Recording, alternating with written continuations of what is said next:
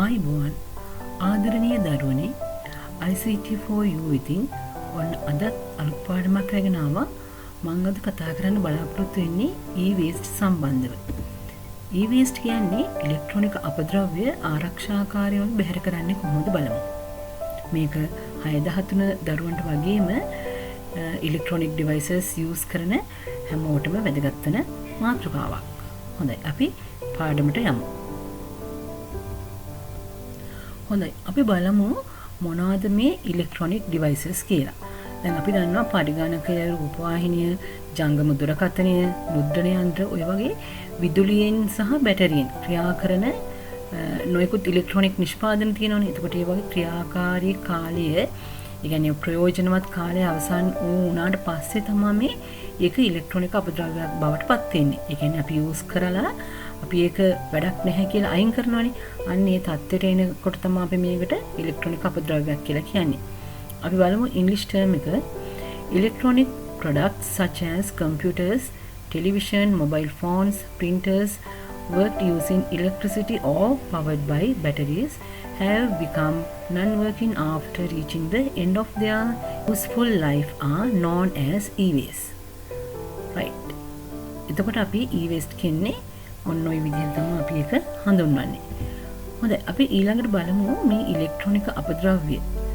මේක දැන් මම ඉංග්‍රීසියෙන් සිංහල ටර්ම්ස් දෙකෙන්ම දෙනවා. මොකද දරුවෝ අනිවාර්යයෙන්ම මේ දෙකෙන්ම ඉගෙන ගන්න නිසා.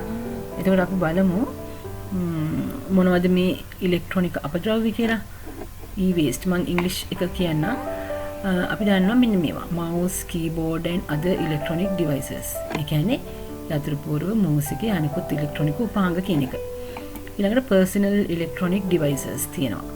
දැන් television, CFL bulbs, mobile phones, audio video equipment, scanners and copiers. ඒ කියන්නේ සුපරීක්ෂණ හා මුද්‍රණ යන්ත්‍ර. දැන් දරුවෝ සිංහල ටර්ම් එක ඉගෙන ගන්න දරුවෝ දැනගන්න ඕනේ ස්කෑනර් කියන එකට සිංහල වර්ඩ් එක. ඒක සිංහල ටර්ම් එක. එතකොට මෙන්න මේ විදිහට තමයි මේ ඉංග්‍රීසි වර්ඩ් එකයි සිංහල වර්ඩ් එකයි අතර වෙනස තියෙන්නේ. මෙන්න මේව තමයි e-waste විදිහට හඳුන්වන්නේ. හොඳයි අපි බලමු කොහොමද මේ දේ වෙන්නේ කියලා. පරිගණක දෘඩාංග සියල්ලම ඒවායේ ක්‍රියාකාලය අවසන් වූ විට හෝ භාවිත කරන්න ඒ භාවිතයෙන් ඉවත් කළ විට ඉලෙක්ට්‍රොනික අපද්‍රව්‍යයක් බවට පත් වෙනවා. All computer hardware is considered as electronic waste when they become out of use or when the user discards them. එතකොට ඔන්න ඔය විදිහට තමයි මේ discards items හඳුනගන්නේ. ඊළඟට අපි දන්නවා මේ උපකරණවල තඹ, ඇල්මිනියම්, ඊයන් වගේ විවිධ බැර ලෝහ තියෙනවා. ඒතර මේවා ප්ලාස්ටික් සමග නිෂ්පාදනය වෙනවා. එතකොට අපිට වැඩිපුර ලෝහ ද්‍රව්‍ය හම්බ වෙනවා. ඒතර මේවා වැරදි ලෙස පරිසරයට මුදා හැරපුවාම මිනිසාට වගේම පරිසරයටත් මේකෙන් විශාල හානියක් ඇති වෙනවා. When these harmful substances enter the human body, they can cause various diseases. They can cause various day-to-day inconvenience and gradually lead to develop various long-term non-curable diseases such as cancers and kidney diseases. So, ඔන්න ඔය වගේ diseases ලෙඩ රෝග තමයි මිනිස්සුන්ට අත්දකින්න සිද්ධ වෙන්නේ.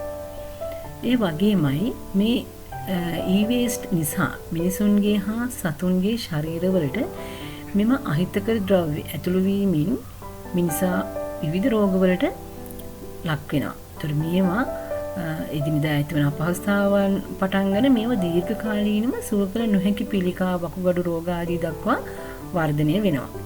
When we dispose these tools improperly to the environment, it can cause great damage to the environment as well as to human beings, since they have been manufactured from various harmful metals such as copper, aluminium and lead as well as from plastic. ඒතර ඔන්න ඔය විදිහ තමයි අපි මේ e-waste හඳුනාගන්නේ. අපි බලමු මේ ඉලෙක්ට්‍රොනික අපද්‍රව්‍ය නිසා වැළඳිය හැකි රෝග තත්ත්වයන් තියෙනවා. lead ඊයම් වලින් සිද්ධ වෙනවා කියනවා මොළය, අක්මාව හා රුධිර ධාවනයේ විකෘතිතා. බේරියම් වලින් මොළයේ ඉදිමීම, මාංශ පේශී දුර්වලතා සහ හෘද හානිය. මර්කරි ස්නායු ආබාධ, අක්මාව විනාශ වීම. බෙරිලියම් පෙනහැලි පිළිකා, හුස්ම ගැනීමේ අපහසුතා. එතකොට මේ e-waste ඒවා ඉලෙක්ට්‍රොනික අපද්‍රව්‍ය පරිසරයට මුදා හැරපුවාම මිනිසුන්ට අත්දකින්න වෙන ලෙඩ රෝග තමයි මේ තියෙන්නේ. අපි බලමු ඉංග්‍රීසි ටර්ම් එක. Illnesses that can be caused due to electronic waste. First one, lead, damage the brain, kidney and disorders in blood circulation. Barium, brain swelling, muscle weakness, damage to heart. Mercury, damage to kidney and nerve system. Beryllium, lung cancer. So ඔය විදිහට තමයි diseases අපිට හඳුනා ගන්න පුළුවන් වෙන්නේ. අපි බලමු. එතකොට මෙන්න මේ වගේ දේවල් අපිට ඇත්තටම බැයිද වළක්වා ගන්න නේද? එතකොට ඕනම දෙයකට ප්‍රශ්නයක් තිබ්බොත් විසඳුමක් තියෙනවනේ. රයිට්. අපි බලමු මොකද්ද මේකට තියෙන විසඳුම කියලා. මෙලෙස ඇතිවන බලපෑම් පරම්පරා ගණනාවකට හානිදායක විය හැකි බැවින් මෙම අපද්‍රව්‍ය ඉතා ආරක්ෂාකාරීව බැහැර කළ යුතුය. ඔන්න ඒ සඳහා පිළිගත් ක්‍රමයක් තමයි 3R ක්‍රමය. Since these hazards can cause damages for generations, they must be disposed properly. For that, the 3R system can be used.